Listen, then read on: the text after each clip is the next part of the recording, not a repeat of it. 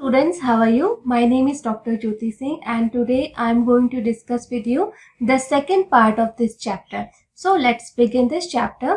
So इस video में हम देखेंगे what is cell और इसके आगे हम देखेंगे कि फोटोसिंथेसिस की प्रोसेस को थोड़ा और ज़्यादा डिटेल में देखेंगे. ठीक है, तो पहले हम समझते हैं कि सेल्स क्या होती हैं. तो जो सेल्स होती हैं इस जो चैप्टर है इसमें बेसिकली आपको प्लांट्स के बारे में बताया गया है, बट सेल जो है हर एक ऑर्गेनिज्म का यूनिट है. ठीक है, जो फंडामेंटल यूनिट है लाइफ का वो आपकी सेल्स ही हैं. चाहे एनिमल्स हो चाहे प्लांट्स हो, सबके अंदर सेल ही प्रेजेंट होती है. ठीक है, जैसे हमारा घर जो है, चाहे हम एक बंगलो बनाए, चाहे हम अपार्टमेंट बनाए, चाहे हम कोई सा भी घर बनाए, तो जो उसकी बेसिक यूनिट होती है वो ईंटें होती हैं. उसी तरीके से चाहे एनिमल्स हो, प्लांट्स हो, माइक्रो ऑर्गेनिज्म हो, कोई भी हो, उसकी जो बेसिक यूनिट होती है, पहली इकाई जो होती है वो सेल होती है. तो यहाँ पे हम सेल के बारे में पढ़ते हैं थोड़ा सा. So you have seen that buildings are made of bricks. जैसे आपने देखा हो ना, ब्रिक्स यानी ईंटें. ठीक है, so similarly the bodies of living organisms are made of tiny units called cells. तो लिविंग ऑर्गेनिज्म मतलब जितने भी ऑर्गेनिज्म है, चाहे वो प्लांट्स हो, चाहे जैसे ऑर्गेनिज्म वर्ड जब बोला जाता है तो उसमें दोनों चीजें इंक्लूडेड होती हैं, प्लांट्स और एनिमल्स. ठीक है, ऑर्गेनिज्म मतलब केवल एनिमल नहीं, plants as well as animals. तो ये कॉमन वर्ड है दोनों के लिए. तो organisms are made of tiny units called cells. जो छोटी छोटी यूनिट होती है, जो सबसे छोटी यूनिट होती है उसको हम सेल कहते हैं. Cells can be seen only under microscope. लेकिन सेल एज सच तो हम अपनी बॉडी का ऐसे हिस्सा देखते हैं, ये हाथ है, ये उंगलियां है, लेकिन ये सब मिलके तो बनी होती है सेल से. पर एक इंडिविजुअल सेल को, जैसे हम ईंटों को देख सकते हैं लेकिन हम अपनी सेल्स को नहीं देख सकते हैं खुली आंखों से, अनएडेड आई से नहीं देख सकते हैं, नेकेड आई से नहीं देख सकते हैं. क्यों? क्योंकि जो सेल होती है उसका साइज माइक्रोन में होता है. ठीक है, 2 से 3 माइक्रोन के बीच में एक सेल होती है. ठीक है, तो इस वजह से हम उसको खुली आंखों से नहीं देख सकते हैं. उसके लिए हमें लेंसेज की जरूरत पड़ती है जो कि माइक्रोस्कोप में लगे रहते हैं. ठीक है, तो हम इन सब चीजों को माइक्रोस्कोप से देखते हैं. तो some organisms are made of only one cell. इसके अलावा जो ऑर्गेनिजम्स होते हैं या तो वो सिंगल सेल के हो सकते हैं या मल्टी सेलुलर ऑर्गेनिज्म हो सकते हैं. जैसे कि ह्यूमंस हैं, डॉग है, कैट है और बहुत सारे एनिमल्स हैं. ये सब क्या है? मल्टी सेलुलर ऑर्गेनिज्म है. मल्टी सेलुलर मतलब इनके पास एक से ज्यादा सेल्स है. जैसे हमारी बॉडी है, इसमें बहुत सारी सेल्स है. ठीक है, तो अगर 1-2 सेल हमारी मर गई, हमें चोट लग गई, हमें मतलब हमारी सेल्स हट गई, वहां से मर गई, डेड कर गई, तो हम एज अ ऑर्गेनिज्म हम नहीं मरेंगे.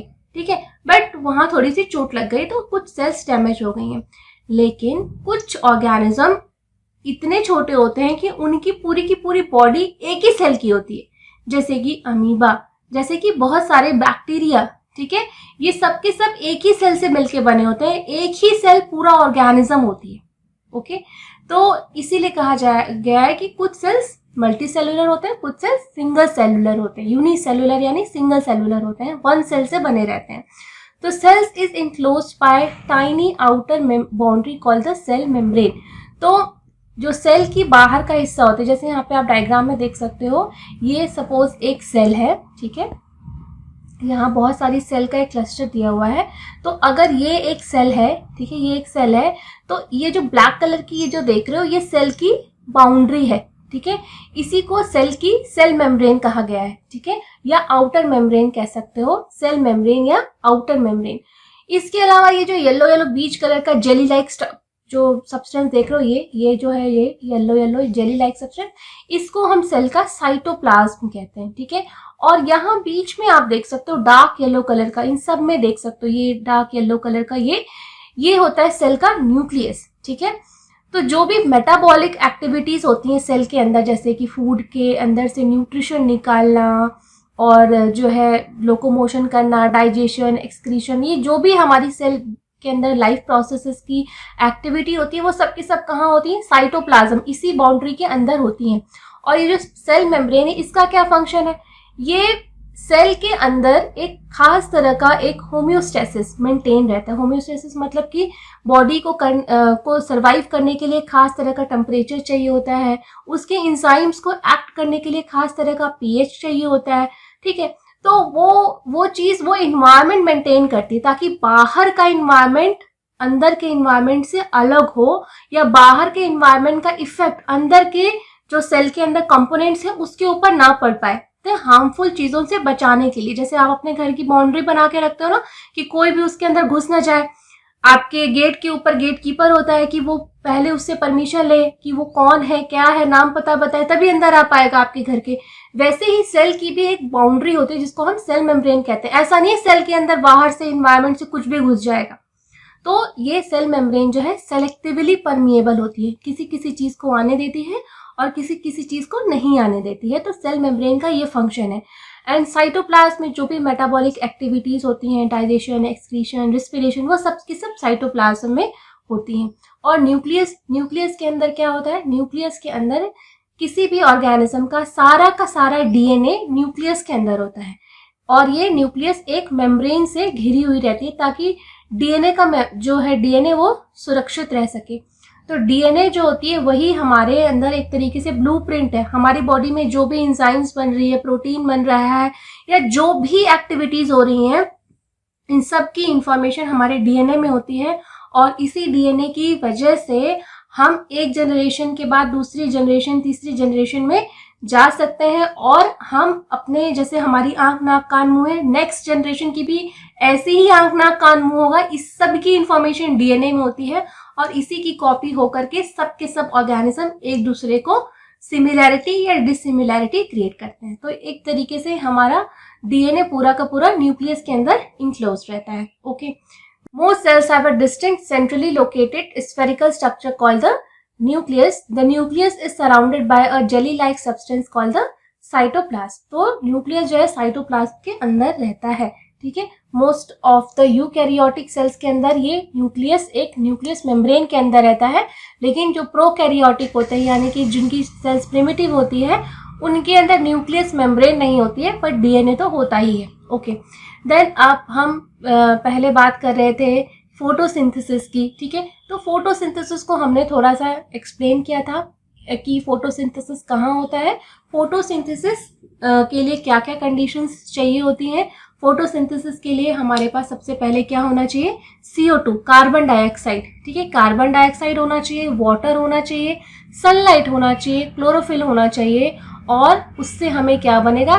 कार्बोहाइड्रेट और ऑक्सीजन, ये दोनों चीजें बनेगी, तभी हमारी फोटोसिंथेसिस होगी। अगर कार्बन डाइऑक्साइड नहीं होगी तो भी फोटोसिंथेसिस नहीं होगी, वाटर नहीं होगा तो भी फोटोसिंथेसिस नहीं, लाइट, सनलाइट नहीं, क्लोरोफिल, कोई भी इन चारों में से एक भी कंपोनेंट अगर मिसिंग हो गया तो फोटोसिंथेसिस नहीं हो सकती है। तो ये फोटोसिंथेसिस की इक्वेशन है जो कि बहुत इंपॉर्टेंट है। अगर आपसे फोटोसिंथेसिस की डेफिनेशन पूछा जाए तो आपको ये इक्वेशन जरूर से लिखना होगा, ठीक है, तभी आपको फुल मार्क्स मिलेंगे। ओके, और फोटोसिंथेसिस कहाँ होता है? जहां भी ग्रीन कलर के पिगमेंट, ग्रीन कलर का पिगमेंट कौन सा होता है? क्लोरोफिल मॉलिक्यूल, ठीक है।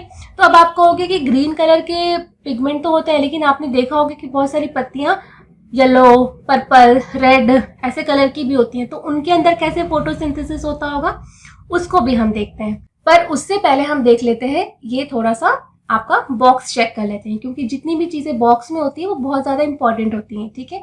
So beside leaves, photosynthesis also takes place in other green parts of the plant. जैसे कि हमने कहा कि फोटोसिंथेसिस कहाँ होती है, तो वहां हर जगह फोटोसिंथेसिस होगी जहाँ पे क्लोरोफिल मॉलिक्यूल होगा। अगर क्लोरोफिल मॉलिक्यूल, जैसे कि बहुत सारे प्लांट्स की आप देखते होंगे कि स्टेम जो है ग्रीन कलर की है, इट मीन्स कि उस स्टेम में भी फोटोसिंथेसिस हो रही है, ठीक है।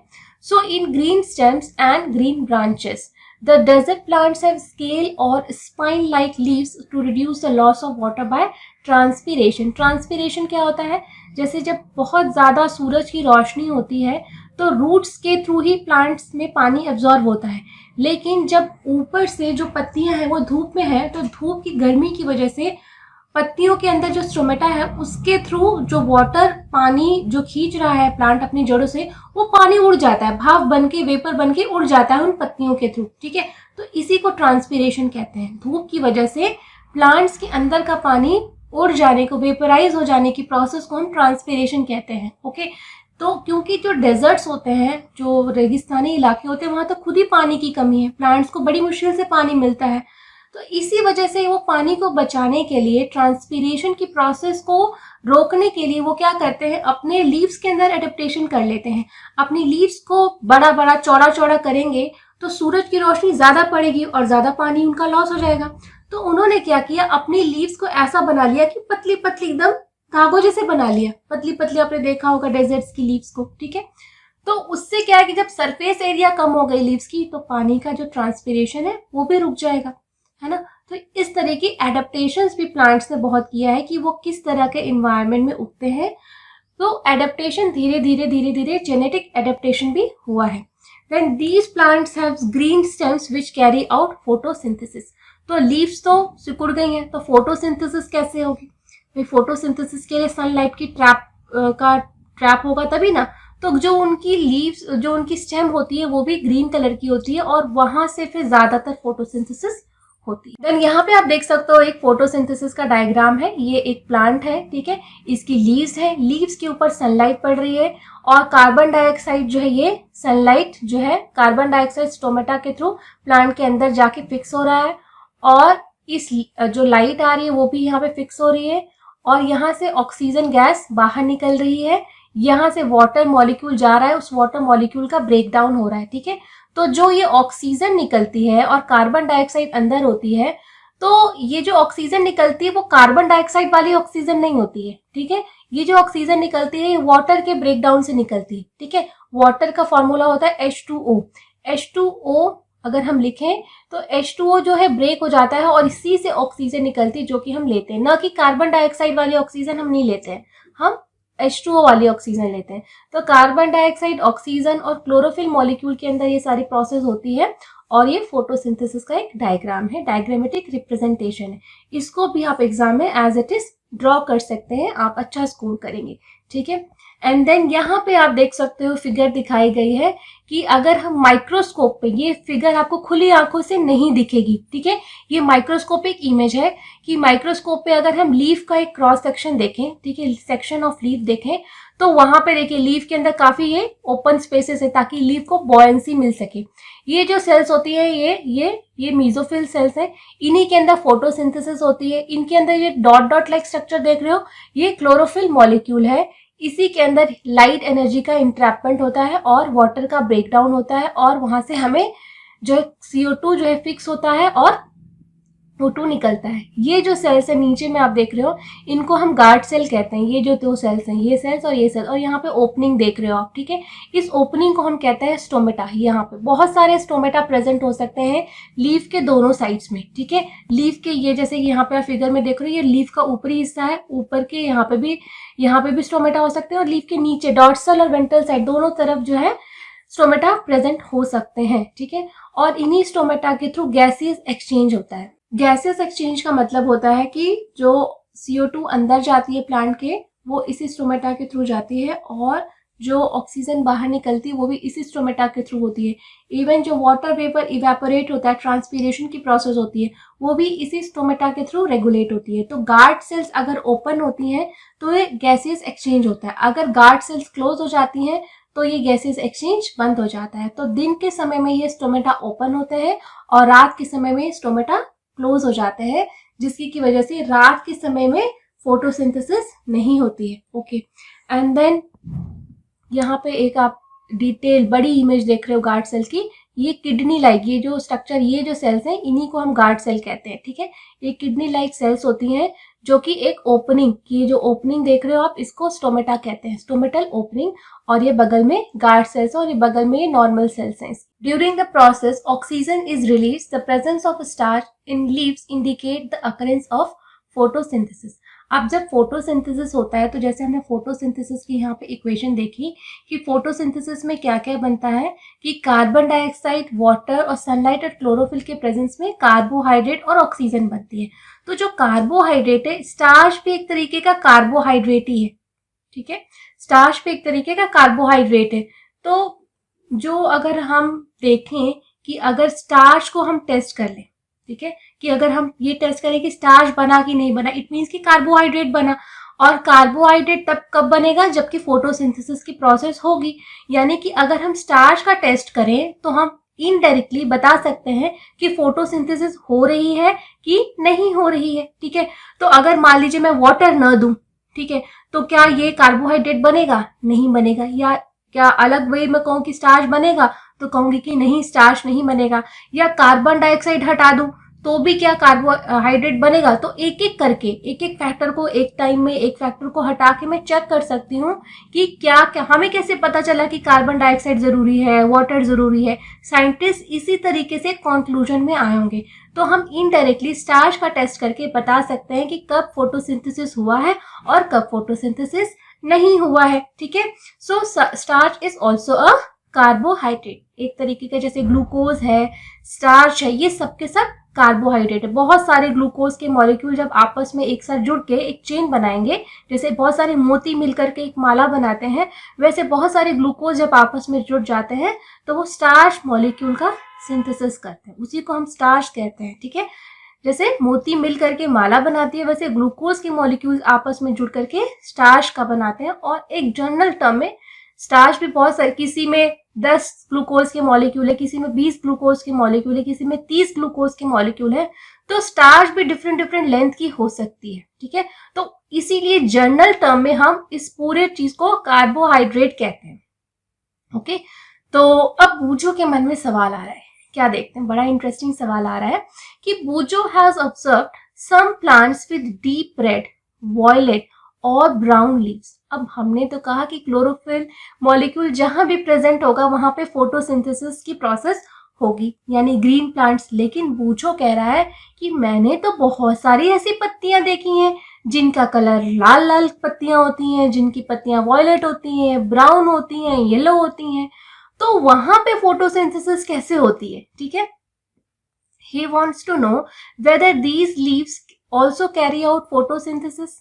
तो इसका जवाब है हाँ, वहां भी उन लीव्स में फोटोसिंथेसिस होती है। ठीक है, जो क्लोरोप्लास्ट है, ठीक है, हम एक जनरल टर्म यूज करते हैं क्लोरोप्लास्ट। ठीक है, तो क्लोरोप्लास्ट 3 तरीके के हो सकते हैं। ठीक है, क्लोरोप्लास्ट 3 तरीके के हो सकते हैं।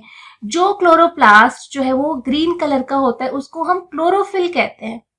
ठीक है, जो ग्रीन कलर के मॉलिक्यूल होते हैं क्लोरोप्लास्ट के, मतलब उनको हम क्लोरोफिल कहते हैं। ओके, एंड देन जो क्लोरोप्लास्ट जो है वो बहुत सारे कलर्स के होते हैं, जैसे कलरफुल होते हैं, जैसे रेड, वॉयलेट, ग्रीन, तो उनको हमने एक अलग कैटेगरी बनाई है, उसको हम कहते हैं क्रोमोप्लास्ट।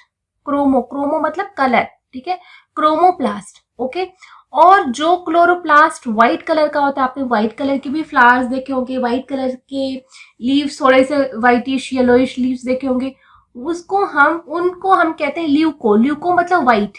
ठीक है, ल्यूकोप्लास्ट कहते हैं। ठीक है, तो क्लोरोप्लास्ट का ही एक टाइप है क्लोरोफिल मॉलिक्यूल, जो कि ग्रीन कलर का होता है, जो कि ज्यादातर प्लांट्स में क्लोरोफिल मॉलिक्यूल प्रेजेंट होता है, इसलिए हम जनरलाइज्ड वे में क्लोरोफिल मॉलिक्यूल बोलते हैं।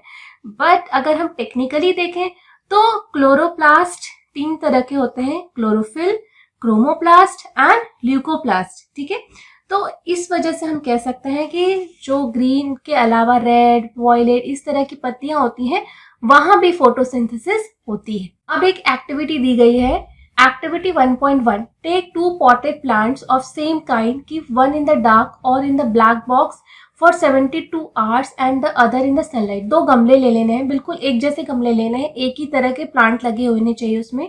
एक प्लांट को हमको 72 आवर्स के लिए अंधेरे में रख देना है और एक प्लांट को हमको नॉर्मल डे सनलाइट में रखना है। ठीक है, 72 आवर्स के लिए रख देना है। ओके, देन उसके बाद हमको क्या करना है, perform iodine test with the leaves of both the plants as you did in class 6। तो अब हमें दोनों ही पौधों के साथ में आयोडीन टेस्ट करना है। आयोडीन की क्या खूबी होती है, अगर हम स्टार्च को, ठीक है, स्टार्च को आयोडीन को आई से लिख दी, नोट करते हैं, आयोडीन के साथ रिएक्ट करें तो हमें ब्लू, वॉयलेट ब्लू, ठीक है, ब्लू या वॉयलेट कलर, वॉयलेट ब्लू या ब्लू ब्लैक टाइप का कलर मिलता है। ठीक है, ये रिएक्शन होता है, ये कलर आयोडीन डालते ही स्टार्च का कलर ब्लू, वॉयलेट इस तरह का हो जाता है। ओके, और अगर इसका कलर चेंज नहीं होता है तो स्टार्च नहीं रहता है, ओके, ब्राउन ही रहता है, आयोडीन का कलर ब्राउन कलर का है, ओके। तो अगर स्टार्च होगा तो उस सॉल्यूशन का कलर ब्लू वॉयलेट हो जाएगा। तो स्टार्च कब होगा, किसी भी लीफ में स्टार्च कब होता है, जब उसके अंदर फोटोसिंथेसिस की प्रोसेस हो रही होती है। तो वो पौधा जिसको कि हमने 72 आवर्स के लिए डार्क में रखा था, तो अंधेरे में रहेगा तो फोटोसिंथेसिस कैसे होगा, फोटोसिंथेसिस के लिए तो सनलाइट चाहिए। यानी उस पौधे की लीव्स में जो भी स्टार्च प्रेजेंट था, क्योंकि स्टार्च तो उसके लिए एक तरीके से फूड का काम करता है, उसी से उसको एनर्जी मिलती है, उसकी जो लाइफ प्रोसेसेस है, रिस्पिरेशन है, डाइजेशन है, वो सब एनर्जी मांगता है। तो इसीलिए 3 दिन तक जब हमने उसको डार्क में रखा तो नया कोई स्टार्च नहीं बना, लेकिन जो ऑलरेडी उसके अंदर स्टार्च बना हुआ था वो सब भी एग्जॉस्ट हो गया, खत्म हो गया 3 दिन में। जैसे आप 3 दिन व्रत रख लो तो आपको बिल्कुल कमजोरी लगेगा कि शरीर के अंदर जितनी भी एनर्जी थी, जितना भी स्टोरेज था, सब खत्म हो गया, है ना। तो वैसे ही लीव्स के साथ भी हुआ ऐसा कि उनके अंदर जो स्टार्च बना हुआ था वो सब 3 दिन में खा पी के खत्म हो गया और नया स्टार्च बना नहीं, ठीक है। तो उन लीव्स का अगर हम स्टार्च का टेस्ट करेंगे कि इस लीफ में स्टार्च है कि नहीं है, तो हमें मिलेगा कि वहां पे आयोडीन टेस्ट नेगेटिव आया, यानी कि वहां पे ब्लू ब्लैक या ब्लू वॉयलेट कलर नहीं हमें देखने को मिलेगा। और इससे हमें पता चल जाएगा कि फोटोसिंथेसिस करने के लिए सनलाइट बहुत ही एसेंशियल है, क्योंकि सनलाइट होती तो स्टार्च होता। अब स्टार्च नहीं है, इट मीन्स क्या नहीं था, सनलाइट नहीं थी, क्योंकि हमने पौधे को डार्क में रखा था, ठीक है। वहीं दूसरा पौधा जो कि बिल्कुल उसी के जैसा है, उसको हमने सनलाइट में रखा और उसकी लीफ का जब हम स्टार्च टेस्ट करेंगे तो वहां पे हमें स्टार्च टेस्ट या आयोडीन टेस्ट पॉजिटिव मिलेगा, वहां हमें ब्लू ब्लैक कलर देखने को मिलेगा, ओके।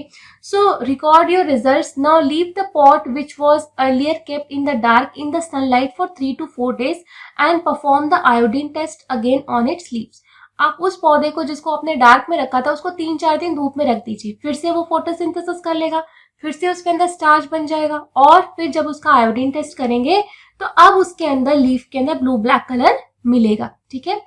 इसके अलावा जो बूझों ने सवाल पूछा, जैसे कि आप देख रहे हो ये येलो कलर की लीव्स है, ये पर्पल कलर की, ये वॉयलेट कलर की है, ये येलो रेड मिक्स है, ये बहुत सारे कलर्स है इसमें, ये येलो कलर की लीफ है।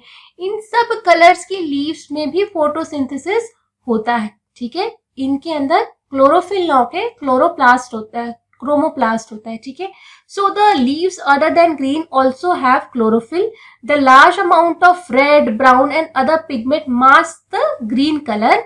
The photosynthesis takes place in these leaves also. In leaves में भी फोटोसिंथेसिस की प्रोसेस होती है, बट इनके अंदर क्लोरोफिल की जगह क्रोमोप्लास्ट होता है, इस वजह से हमें ये कलरफुल दिखती हैं। अदरवाइज क्रोमोप्लास्ट भी क्लोरोफिल मॉलिक्यूल के जैसा ही फंक्शन परफॉर्म करते हैं, okay. You often see slimy green patches in ponds और stagnant water bodies. These are generally form by growth of organism called algae. आपने काई जैसा कुछ पानी में, तालाबों में देखा होगा, ठीक है, कुछ पतली पतली ऐसी काई टाइप का ग्रीन ग्रीन कलर का बन जाता है पानी में, उसको, वो भी एक ऑर्गेनिज्म है, उसको हम कहते हैं एल्गी, ठीक है। So algae, can you guess why algae are green in colour. अब आप बता सकते हो कि एल्गी ग्रीन कलर क्यों है। कोई भी ऑर्गेनिज्म ग्रीन कलर का तभी दिखता है जब उसके अंदर क्लोरोफिल मॉलिक्यूल होता है, ठीक है। So they contain chlorophyll which gives them green colour, और क्लोरोफिल मॉलिक्यूल की वजह से वो ग्रीन कलर के होते हैं। और हमें ये भी पता चल जाता है क्योंकि क्लोरोफिल मॉलिक्यूल उनके अंदर है, इट मीन्स कि वो अपना जो खाना है वो फोटोसिंथेसिस के थ्रू खुद ही बनाते हैं, यानी कि वो ऑटोट्रॉप्स हैं, okay. Algae can also prepare their own food by photosynthesis, okay. So I hope कि आपको ये टॉपिक अच्छे से समझ में आया होगा। And still you find any difficulty in any of the concepts above, you can write to me in the comment section. I will try to reply you as soon as possible. Thank you so much.